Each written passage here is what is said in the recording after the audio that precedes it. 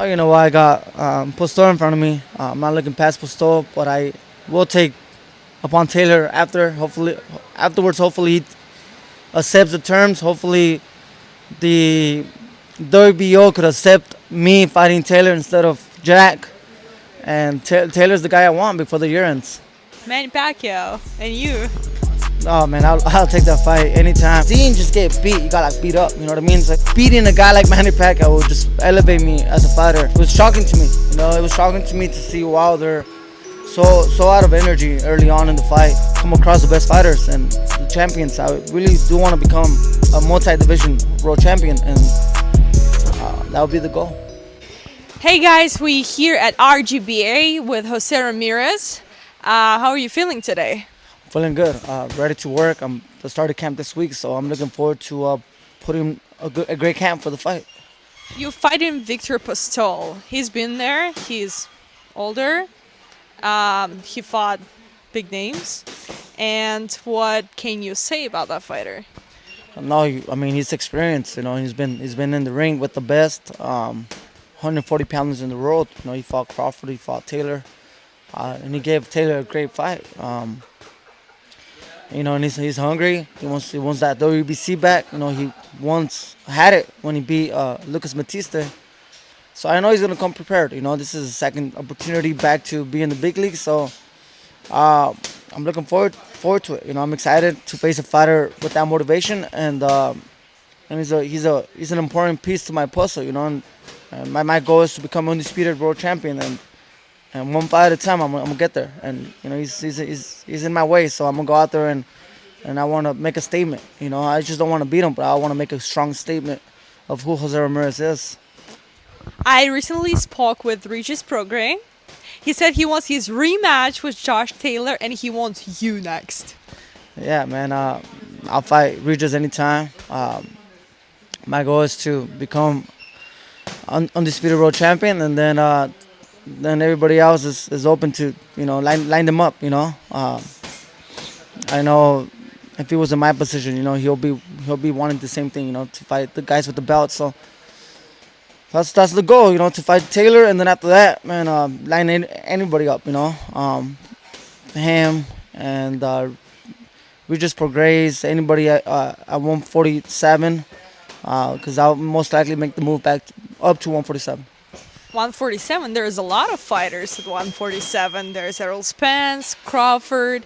Who would you like at 147?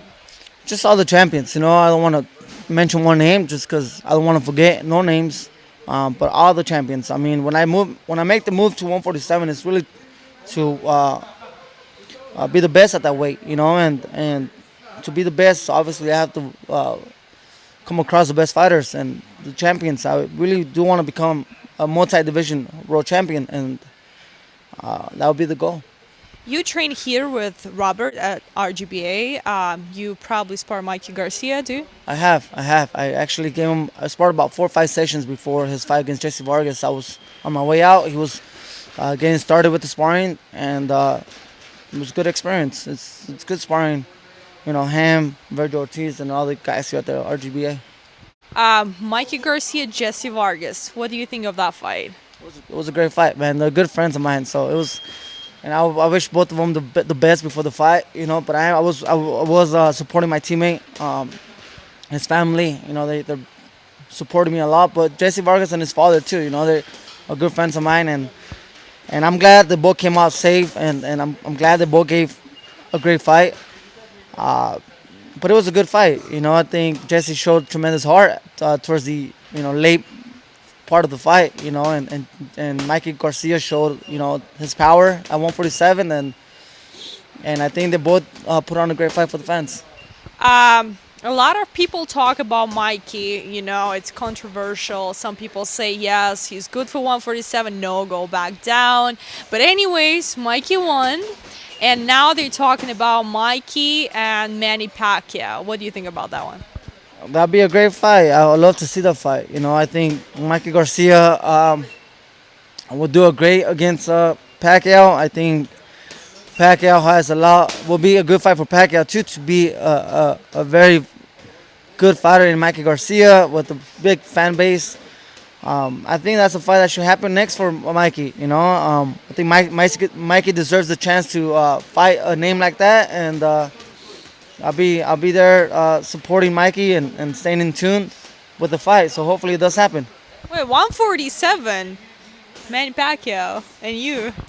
Oh man, I'll take that fight anytime. Obviously for two reasons. One is because he's a champion at 147, and second is because beating a guy like Manny Pacquiao will just elevate me as a fighter.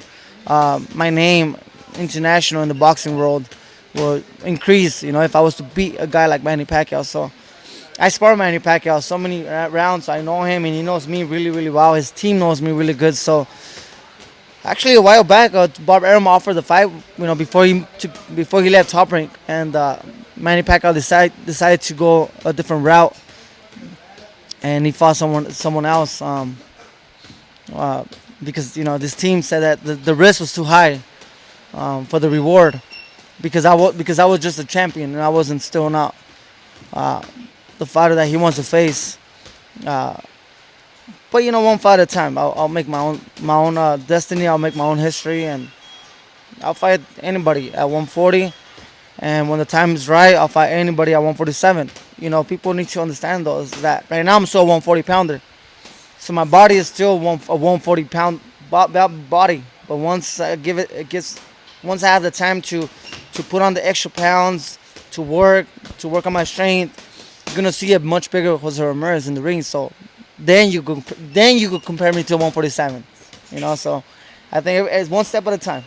You said you sparred Manny Pacquiao a lot of times. What makes him so good, so great? His heart. He has tremendous heart. I mean, he has that will to go through adversity. And he works really, really hard. I mean, that guy, for his age, man, he doesn't stop. He doesn't slow down, and he's pushing himself. He has a lot of pride within himself and his country, and I think that makes him a stronger fighter. Because he's fighting for more than himself. I like that about him. I respect that. 140, there is Sergey Lipinets. Mikey fought him. Mikey said he was the hardest punching fighter he ever faced. Would you like that fight? Yeah, again, right now, 140, there's a couple guys that are in front of me, before I could look upon any other 140 pounder.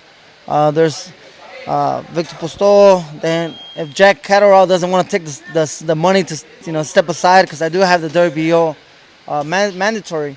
So if Jack doesn't want to take the step aside to let me go against Taylor for all the belts, then I have to fight Jack, and then after Jack, fight Taylor, and then after that Taylor fight, then I'm open to fight anybody from 140 to 147. All right. So Deontay Wilder, Tyson Fury. Have you watched the fight? Yeah, I was there. I was there a couple rows ringside, and I mean, it was shocking to me. It was shocking to me to see Wilder so out of energy early on in the fight. And he's I never seen nothing like that. I never seen him fight that way. So tired, so fatigued, without a game plan. I mean, he had nothing to show.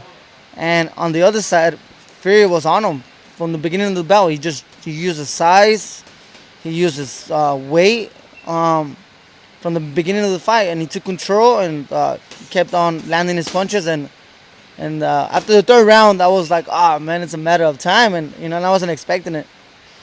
So what do you think about rematch?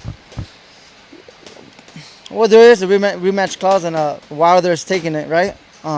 So I think Wilder needs to take some time off, really to think about it, and because the confidence too, it's mentally, because he didn't just get beat, he got beat up, you know what I mean? So it wasn't like he lost a fight where you could come back and train hard. Like he literally got outperformed in every single aspect of the game. So I think the mental part will hurt Wilder coming forward, but that you're gonna measure what type of champion he is. If he comes back from it, then he has that heart.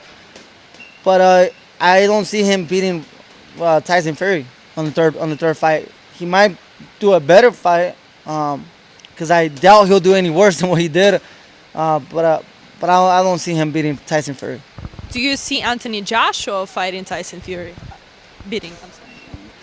You know, I actually like Joshua. You know, I like Joshua. I think he's very dedicated.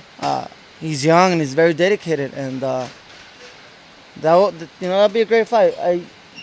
I think Fury will give anybody a hard time because he could box. His size, his style of boxing, he's really smart and crafty, and he could really box and he could move for his size. Like, he has good rhythm. He throws his jab. Now he's using his right hand behind his jab, and he could give anybody problems. He's going to be tough to beat, but I think Joshua will do great. Will do great, and I like him, and it'll be a great fight. I wouldn't mind seeing it. You were both Olympians, you and Anthony Joshua. Is it something that comes from a great amateur career? Yeah, we shared the same Olympics in 2012 in London, and he's a great fighter. I do want to. Hopefully, Andy Reese puts his act together and gets back in the gym and works hard, because I want to see him in the mix too with all those names. And but I think the heavyweight division, there's a lot of good fights to be made. I'm looking forward to it. Tell everybody how to follow you on your social media. Yeah, you can follow me at Jesse Ramirez 2012 on Instagram. You can follow me on Twitter at Ramirez Boxing. All right, and if you guys like this video, you can follow me at Snow Queen LA. And thank you guys for watching.